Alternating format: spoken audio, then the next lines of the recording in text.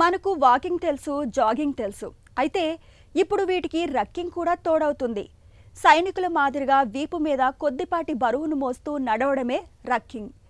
శరీరాన్ని చక్కటి ఫిట్నెస్తో ఉంచేందుకు ముఖ్యంగా ఎన్ని ప్రయత్నాలు చేసినా బరువు తగ్గని వారికి రక్కింగ్తో మంచి ప్రయోజనం ఉంటుందని భరోసా ఇస్తున్నారు నిపుణులు. ఫిట్నెస్కు రాచబాటలా నిలిచే రక్కింగ్ గురించిన పూర్తి వివరాల్ని ఇప్పుడు తెలుసుకుందాం.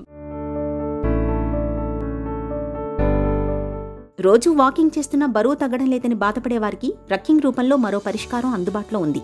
రక్కింగ్ అన్న నడకే, కాకపోతే వీపుపై కాస్త బరువు ఉంటుంది. దానివల్ల క్యాలరీలు వేగంగా కరిగి మంచి ప్రయోజనం జరుగుతుందని ఫిట్నెస్ నిపుణులు చెప్తున్నారు. నిజానికి రక్కింగ్ కొత్తదేమీ కాదు. సైనికులకు ఇది సర్వసాధారణం. యుద్ధానికి వెళ్లేందుకు సిపాయిలకు అనేక రకాల శిక్షణ ఇస్తారు. ఇందులో భాగంగా కొండలు గుట్టల్లో నడుస్తూ బ్యాగుల్లో బరువైన యుద్ధ సామాగ్రి మోసుకెళ్తారు. దీన్ని హైకింగ్ అంటారు.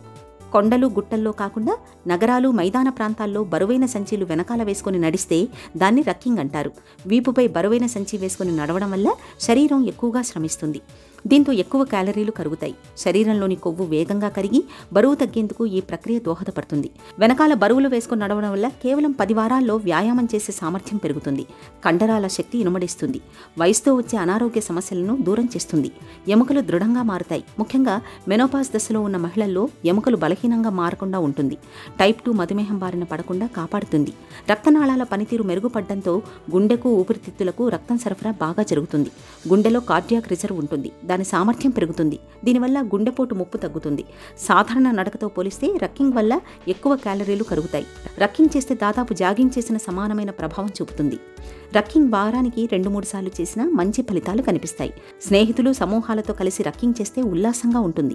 మైదానాల్లో స్వచ్ఛమైన గాలి పీలుస్తూ బ్యాగులేసుకుని సరదాగా నడవడం వల్ల మానసిక ఒత్తిడి తగ్గుతుంది. ఇక రక్కింగ్ చేస్తున్నప్పుడు కొన్ని జాగ్రత్తలు తీసుకోవాలి. అలవాటు లేకుండా ఒకేసారి ఎక్కువ బరువుతో నడవకూడదు. మొదటి దశలో 2.5 కేజీల నుంచి 5 కేజీల బరువున్న బ్యాగ్ వేసుకుని నడవాలి. తర్వాత శరీర బరువులో 10% మోసుకుని వెళ్లొచ్చు. మొదట్లో 15 నుంచి 20 నిమిషాలు నడవాలి.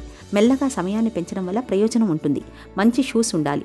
దుస్తులు కాస్త వదులుగా ఉండాలి. వెంట తాగునీరు పెట్టుకోవాలి.